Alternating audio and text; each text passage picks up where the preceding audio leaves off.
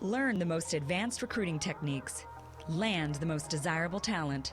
Launch your company towards massive success. This is the Higher Power Radio Show with Rick Girard.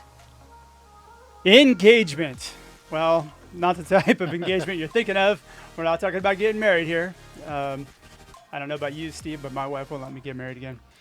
Nope. We're talking about engagement in a business sense. Employee engagement is one of the most critical elements that leads to the success of your company, which I believe starts at the first point of contact with your organization. Yes, before someone is hired.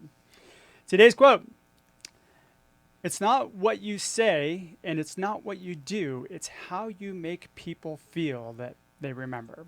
And you know who said that, Mr. Steve Higginbotham? Yes, I do. Maya Angelou. I know, and you actually gave me that quote, so we went with it. It's a great quote. All right, I'm Rick Girard, and welcome to the Higher Power Radio Show. Our mission is to help entrepreneurs and hiring managers avoid costly hiring mistakes. We identify specific problems, and we provide proven solutions to help you win the right hire. We share insights from top-performing rebel entrepreneurs, disruptors, and industry experts like our guest today, Mr. Steve Higginbotham. Steve is a branch manager of Volt Workforce Solutions. He's also an author too, right? Yes, I am. You want to Thank plug you. your book really quick? I can do that. I What's wrote the my name of first it? book. It's called Mirror Management, and the understudy is Bruised, Not Broken. Ooh, I like it. All right, so Steve spent his career aligning businesses, or actually business professionals, with career opportunities. The value that he brings to companies is his ability to identify with their strengths and opportunities for growth. Steve's experience coaching individuals helps improve communication. He's also conducted numerous presentations to board members and C-level professionals with highly respected clients and industry associations. So he's a people-oriented leader who drives business collaboration to maximize team performance while mentoring and coaching individuals through aligned approaches to achieve desired results. Steve, welcome to the Higher Power Radio Show today. Thanks for having me, Rick. I really appreciate it. I'm happy to have Honor. you here today. So today we're talking about engagement, minus the ring. So we're going to talk about what it is and what it isn't. And we're going to talk about why engagement, I can't even talk today, is critical today, and how to engage people to create emotional attachment. So let's dig into it. Steve, you ready? I am absolutely ready. All right, let's go. So what is engagement and why is it important? Go.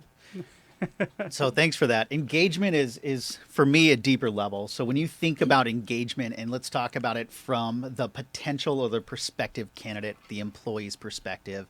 Engagement, when we look at the quote, it's not what you say, it's not what you do. So it's not just sending an email, it's not just talking to someone on the phone, but it's the entire process that companies go to attract and how they engage their candidate pool to come into a company, as well as how do they engage when they want to retain that talent. So it's pretty deep, and it's a lot of forefronts there. And engagement on the people that they pass on too, right? It's how you make Absolutely. them feel. So that's a big problem today, and you see Glassdoor is making lots of money off the fact that you screw up engagement. Well, and think of it this way. When you think of engagement, say you turn away a candidate, because a lot of folks, they look at a job description, whether it's a hiring manager, it's sourcers, recruiters, and they look at the person's resume and they try to make a match. Well, what really is a match? But what they don't understand is a resume talks about what they've done, doesn't talk about what that candidate's willing to do. So they may not be the perfect match, but also they know people, they have referrals. And if you're not engaging them appropriately, they're going to have that bad image of your company, and they're not going to refer someone to you that might be that right fit. Yep. So very true. All right, so I'm going to look for something to argue with you on, because I think we have similar philosophy on this. But all right, so let's talk about management, because I think that's where a lot of the issues come from, right? I would agree. So we tend to look at resumes, we screen them, we look for most of us have hot buttons, things we like, things we don't like, that get us to make a decision on whether or not we even want to contact somebody. I believe it's important to contact almost everybody, unless who's got relevant skills or skills that you think might be transferable. So look for reasons to screen people in rather than screen people out. Cup is half full, correct? I love it. All right. So where is the problem in engagement from a hiring manager perspective? I think, in a sense, some hiring managers get involved too late in the process. There's an issue there. I What think do you mean? so. If a lot of companies, I hate the post and coast method. You go out there, you wait for candidates, especially in the tight talent market today. You can't wait for talents to come for you. Talent. You have to go out and seek that talent. You have to attract them. And a lot of companies don't have videos that talk about why people work for their company. So when you're thinking of, do I want to work for this company? There's no engagement from, well, what are the different departments and what do they like about this company? What sets them apart? What's different? So managers aren't seen. Everybody's on LinkedIn. You can see a picture, but you don't feel the culture. And I think managers also have to drive that. So that's one area. So you're saying the video aspect, that's employer branding, right? Correct, but it's still engagement. It kind of is, but I mean, is it really giving you an idea of what the culture is, or is it just showing you the activities that people do? It's showing you activities. Yeah. The other part of engagement. We have free lunch. Yeah, exactly, right? Look at what I've got. Look at how the Here's us at person the bowling starts. alley. Exactly, Yeah. right? Or another thing is when folks start, they have this nice mug, they have this t-shirt, they have their computer. Great first day. But what happens day 2? What happens day 5? Our managers engage with that employee then. But let's move back to, let's attract the candidate first, right? That's what you're trying to get to. And I think managers are so late in the game or so far in the process that if I'm an employee and I might have had a phone call, I might have had a couple emails, I've been in for a face-to-face, I've met HR, and now I'm finally meeting the manager, that engagement piece right there is, well, I want to know who I'm working for first. I want to know what their philosophies are. I want to know what their challenges have been. I want to be transparent and honest. And I feel like some of that is overshadowed, it's hidden, and it's not truly transparent. Therefore, when candidates are coming to the companies, they're not truly engaged till late in the process, but in their mind, they might be making decisions well before that last interview, so Well, to they're speak. probably making assumptions before they even go in. Exactly. So are you saying that basically we're bringing the hiring managers into the process too late? Absolutely. Okay, so the hiring managers should be involved when? I would think sometimes after the first phone call, maybe the hiring manager does a phone screen, or maybe the hiring manager meets with the candidate as well as with HR. I think there's also a process that a lot of companies don't necessarily have a standard process or don't have a process at all.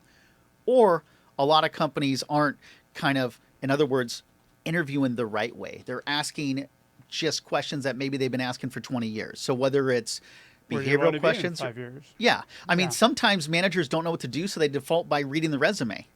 Well, the resume got them in the door. I want to know who this person is. I want to know what struggles they've had. I want to know adversity. But just remember, that candidate's also interviewing that manager. Do I want to work for this leader? Do I want to work for this group? Have they been honest with me? And that's where I think a lot of things fall short is not everybody's necessarily transparent. Not everybody's honest. You don't want to say the good and the bad, but if we know that we've moved forward from, say, something we've done a couple years ago and now we're better for it, you're engaging that person. You're being honest and real with them. So you want them to be real with you. That's what's going to drive culture. That's what's going to drive change. So why do we shield the managers? My assumption would be that most managers haven't actually gone through recruiting training. Correct. Right? And so maybe it's a situation where, okay, let's get the person primed up first before we bring him to the manager. So maybe that's the problem. It is, because if you think about it, that might be old school mentality or a mentality that might have worked for other generations. And now, if you think of the workforce, how many different generations are in the workforce today?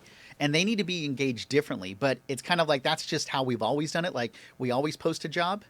Well, That doesn't. I think that at the heart of it, though, we all want the same thing. Like, the fact is, I think our generation is not happy about millennials, and we have problems with millennials because they're doing what we wanted to do, but we didn't have the courage to do, right? So they want to be engaged differently. They want to be able to work from home. They want to be able to do all these things that we just didn't.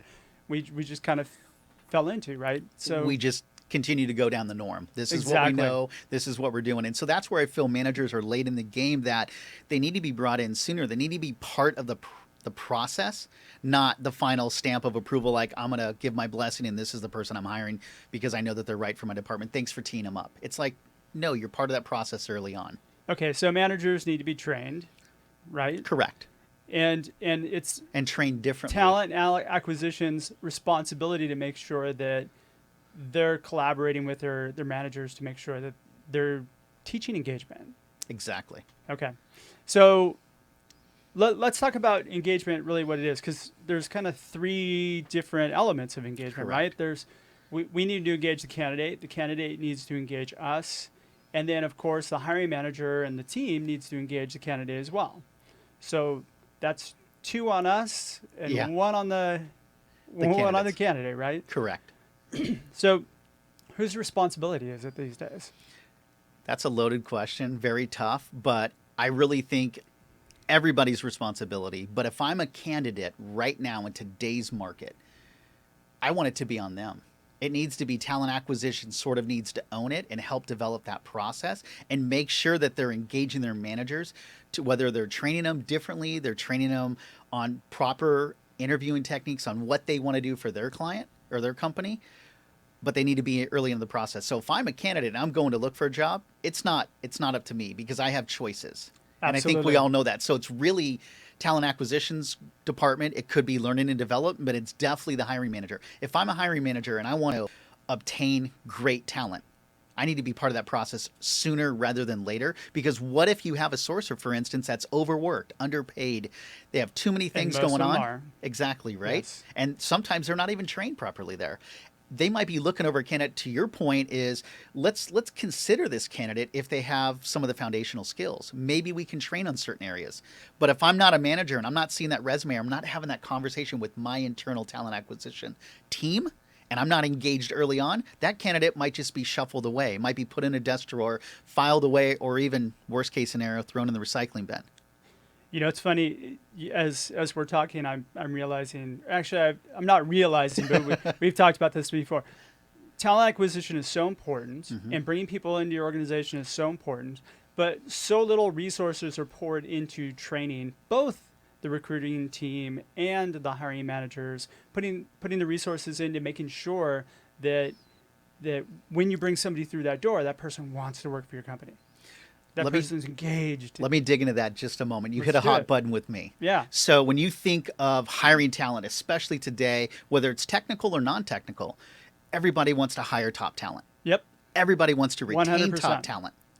And some companies think about just orientation, what their day one looks like. Think of what their day 2 and 3 looks like. So you have maybe a little bit of training, but what they miss is what you just hit on, which is what part of I do in a sense off the side is think about coaching. Think about mentoring. That's a deep engagement that comes from managers and leaders that maybe talent acquisition doesn't own that piece. But again, let's recap. Everybody wants to hire top talent. Everybody wants to retain top talent. But what's missed in the middle is maybe a little bit of training here and there. And how to identify top talent. Because Yeah. I think there's a lot of top talent that gets completely passed over because of a resume. Oh, absolutely. 100%. So my philosophy is a resume talks about what you've done. A resume does not talk about what you're willing to do. I want to know what has this person gone through? What are their struggles and what is Does their it really grit? hit everything that the person's done? No, it not doesn't. at all. It's just, it's optimized. Most resumes now are optimized to make it past your screening filter in your ATS system. Correct. So I have to have all the right buzzwords the right amount of times in order for me to actually get an interview with your company. Absolutely. Silly. It opens a door. Yeah. In a sense. 100%. But then after that, I mean, there's a lot of times I interview folks and I let them speak first. What questions do you have for me? What do you know about my organization? What brought you in here today? That's how I start the interview on them. They're actually telling me what they know. So I can guide what they've done as far as research, how much I need to engage them, where I need to engage them, maybe what I need to reiterate. But a lot of managers aren't doing that because they're the final stamp of approval. In today's world, you can't be the stamp of approval. You need to be the front, But the middle, actually, and the end. That is the that's the illusion. Actually, the managers are not the final stamp of approval anymore. It's Correct. the candidates. Good point. Absolutely. 100%. The candidate's making this decision, and you are not in the driver's seat anymore. Not today. So that's a realization that all companies really need to realize is that your company's not the prize. Correct. You're you're just the you can be the prize if you position yourself correctly, but the fact is there's so many options out there, and a lot of times the money or the name brand wins out because of the fact that, in a combination of both, because of the fact that people are lured by those things. But They're the shiny object. I'm going to add one more to that. So definitely Please do. money, but for me, money has never been my number one. It's not And number it shouldn't 2 or be. 3. Yeah. Name brand is a big thing, but I also look for opportunity. Do I want this job? I'm not a person that wants the same job every single 1 or 2 years. I like to change. I like the challenges. I like to grow. Sure. I don't necessarily have to have a specific growth path, but I want to know that one exists. And I feel like sometimes even hiring managers, they interview for specifically this job. They don't think about next one. And I'm going to dive a little bit deeper on that. Yeah, they 100% want the person to fit into that job. And they really don't look at it like, okay, I want this person to grow into this job. So let me give you a scenario. This is Okay. this little thing I learned a long time ago, 10 years ago. It's you might train a good talent and that person may leave your department. But you also might not train good talent and that person may stay. Yeah, 100%. And, here's the thing. If you train somebody up and you get them really good and they do leave, you have the opportunity, if you do things right, to bring them back. Some of the strongest hires, I had a show a few weeks ago on boomerang hires. And Google actually says that some of their strongest hires are rehires. Mm-hmm. Boom. Why would you not take advantage of that? So here's another thing too, is when you're training that person up to leave, they may not be leaving the company. They may just be leaving your department. But if you have that knowledge, why would you not want to transfer it to someone else and help them? You don't want to dangle the carrot and say, oh yeah, if you do this, you're going to get promoted and they're gone. You have a succession plan. You have a transition strategy. You not only have their knowledge, but now you're bringing in someone else that has other knowledge. What if that person's better than the person that was their predecessor? 100%. All right, you're listening to the Higher Power Radio Show. I'm your host, Rick Girard, and we're going to take just a quick break for a message from our sponsors. Woo! Tongue is not going there. All right, find out how healing a person's pain points attracts amazing talent to your company. Sign up for our free webinars at stridesearch.com. Our guest today is Steve HigginBotham. He's the branch manager of Volt Workforce, and we are talking about engagement. So we just talked a little bit about what it is and why it's important today. Now we're going to dig into how to engage people and create a emotional attachment to your organization. So I have some really specific ideas with this, but we've identified the problems. It's very common. So how do we teach somebody how to kind of create that human interaction? I think the big thing for me, and you and I talked about it briefly, but it is really having the phone conversation. It's not sending. I don't like templated emails. I've been on the market in the last 10 years a couple of times, and I've looked specifically at positions, and when I get, let's just say 10, 15 templated emails, and then I get one phone call or I get one email that's more personable, that differentiates them. 100%. So it is that human contact piece. It's the, what are you going to do to differentiate yourself? Now, it may take a little bit longer to do more structured or specific, more personal emails. However, your results and your feedback and your follow-up is going to be so much greater than just templated emails. So that's one. So I think you can do templated emails, but you have to do them from a different perspective. That's a good way to look at it. So the thing is, it's not scalable to sit there and write a actual, like, really customized email to each person. I know a lot of people that do that, and they still don't get that high of a response rate. And I think it's more in the positioning than it is the actual message itself, or the fact that they took the time to identify something in it. Well, and I think if we look at it too, you can do templated emails, but are you following it up with a phone call? And what is your follow-up? It's persistence, 100%. Exactly. What is your follow-up? Because if someone sends me an email and forgets about me, but yet someone sends me 2 or 3 templated emails, and maybe each email is different. There's, in other words, a marketing strategy. That here's email 1, here's email 2, here's email 3, and it looks differently. I feel different. I feel like you really want me. Even if it's templated and it's targeted, it's the follow-up. So there's an addition to that. You will eventually respond. If you want the company, if you want to go for the position. No, even if you don't, I will. Okay, so I had a person I placed in November, 31 points of contact it took me to get this person on the line. It was like 36 days. Okay. Right? I had a few breather times. Finally, I started joking around on his voicemail, and I think I said something like, hey, I just want to let you know that your voicemail and me are going out to lunch tomorrow. You're invited to come if you like. I should have done that about 15 messages sooner, right? But the fact of the matter is he called me back and he thought it was funny. So trying different things or having different delivery of that works. Oh, it's a different approach. And you used humor because you knew you weren't getting in touch with them. But you also probably knew that it was a passive candidate. It's not someone just on the job board. Yep. So you were aggressive in your approach to go after them, but not overly aggressive where you offended him or anything such as that. Well, this is somebody that we specifically identified for. Exactly. Yeah. So Got it. we tend to do a targeted approach, and then we branch out from there. Yeah. What's interesting is that when you do that and you're persistent, you usually have people get back to you within 4 or 5 times. Yeah. You know. That's a good way to look at it. Yeah.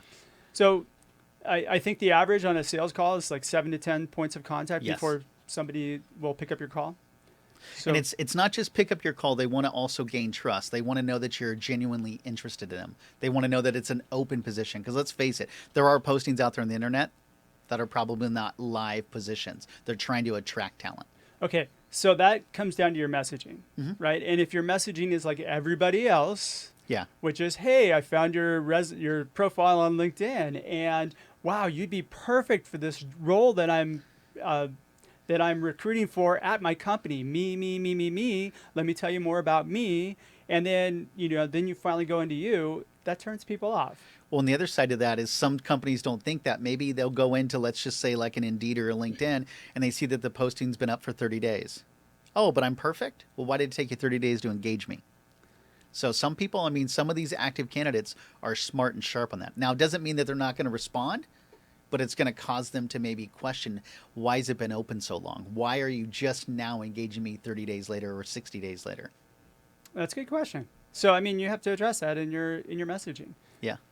So, okay, so I don't want to delve too much into the messaging Sure. side, so we're gonna. Although maybe we should a little bit. What kind of messaging do you find works for you?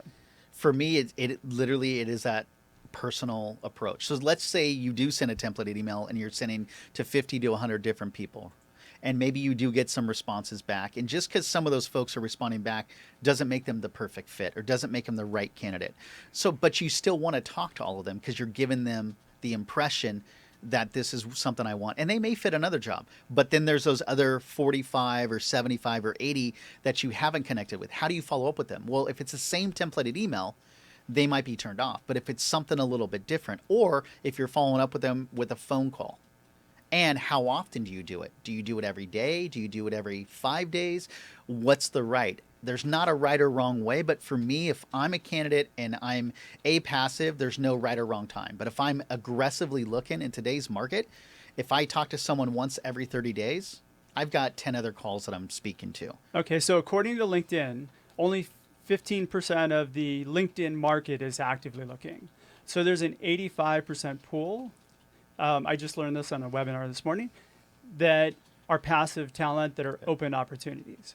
So that means there's, of 100% pool, 85% are open or active, right? Yeah, absolutely. And then most of the people that are not active, that breaks down into a bunch of different subcategories. But the fact of the matter is you have a huge pool, and yet as you reach out to people, you're only getting 10 to 15% engagement on people that you reach out to. Why? Again, it has to do with, it's got to be the messaging. It's messaging and it's persistency. Yeah. All right. I call it professionally persistent. You don't want to be aggressive, you don't want to attack them, but you've got to be professionally persistent. All right. So let's give if one of our entrepreneurs that's out there listening, Sure. let's give him a roadmap to go by. So how do you engage a candidate? If I'm a startup executive and I'm trying to get 2 or 3 people on my company, what do you do? So for me, if you're a startup executive, you're an entrepreneur, I'm going to send an email, but I'm going to call them. And part of the reason I like the phone calls is there's excitement in my voice. You can talk to them and be like, look at this great entrepreneurial position that I've got open right now. Look at our social media. We're out here on Instagram, we're YouTube, we're Snapchatting, whatever. This is something I know you want to be a part of. Please give me a call back. I'm open here from 7 to 7.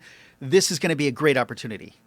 Or you leave a templated email and, I'm interested in speaking to you.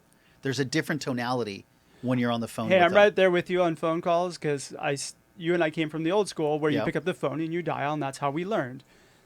There's a lot of candidates that don't get phone calls as much anymore.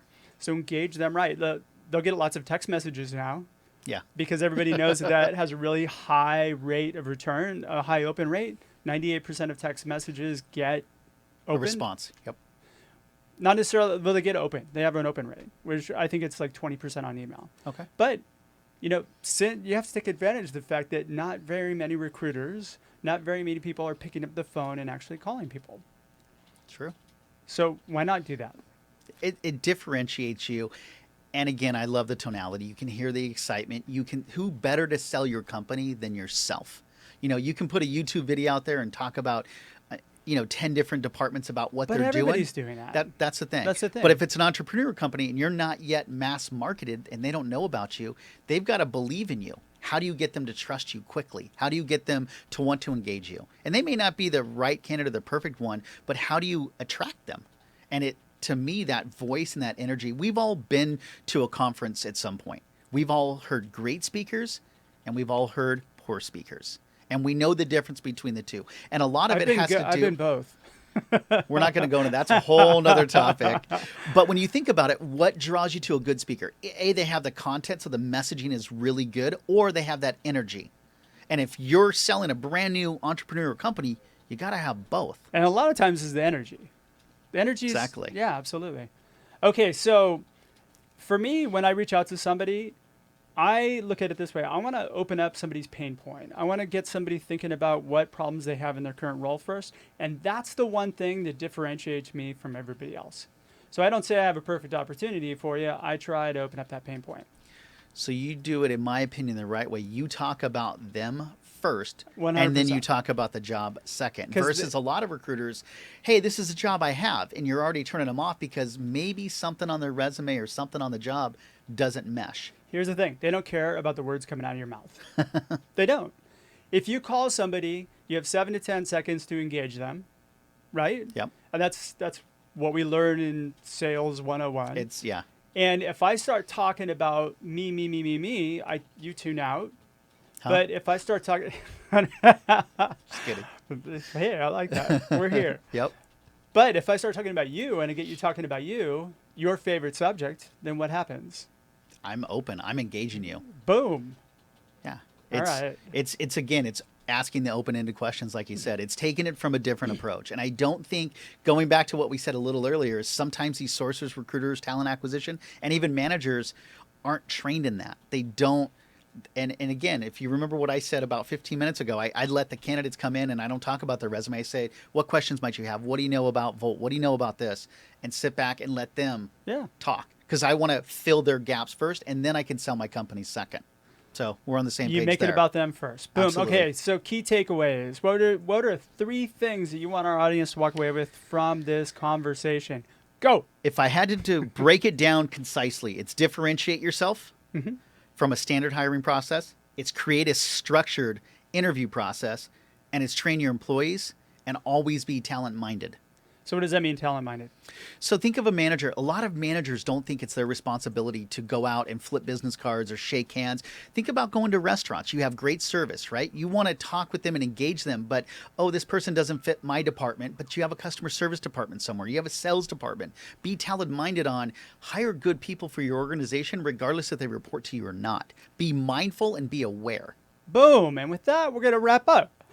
Sounds good. So we're just about out of time for today's show today. Steve, thanks so much for your time Thanks for investment having today. me. And I appreciate it. Welcome to the Higher Power Radio community. Now, what is the best way in which our listeners can get a hold of you, get a hold of your book, and find out more about you? Perfect. So 3 things. One is LinkedIn. It's stevehiggy.com, Higgy. You can find me out there. The only one with the long last name, HigginBotham. The other one is pretty simple email. It's coffeecoach@outlook.com. And then on Amazon, I do sell the Kindle version, and I do have hard copies of the book Mirror Management, and it's Bruised, Not Broken. All right, perfect. All right, well, I want to thank our listening audience for tuning into this week's episode of Higher Power. Quick thanks to our team, our engineer, Paul Roberts, our producers, Andrea Ballin, Shanti Ryle, and my creative director, Ayla Gerard. That's my daughter. Oh, there you go. She makes me put her name in there. Perfect. All right, if you're listening to the podcast, please subscribe, review, and share. We love your feedback, and after all, this show is all about you. You can join the Higher Power Radio community at Higher, that's Hire, Power, Power, radio, radio.com. And you can drop me an email at rick@stridesearch to learn about our webinars and workshops. Tune in next week. Our guest is going to be Lorraine Ladd. Lorraine is Associate Director of Talent Acquisition for Alliant Group. I'm your host, Rick Girard, and you have been listening to the Higher Power Radio Show.